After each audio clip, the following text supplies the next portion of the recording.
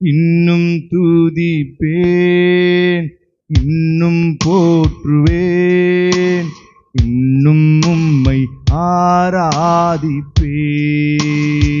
சொல்லுங்க, இன்னும் துதிப்பேன், இன்னும் போற்றுவேன், இன்னும் உம்மை ஆராதிப்பேன்,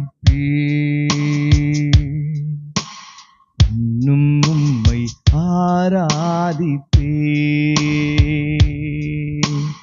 இன்னும் உம்மை ஆராதிப்பேன், இன்னும் துதிப்பேன், இன்னும் போற்றுவேன்,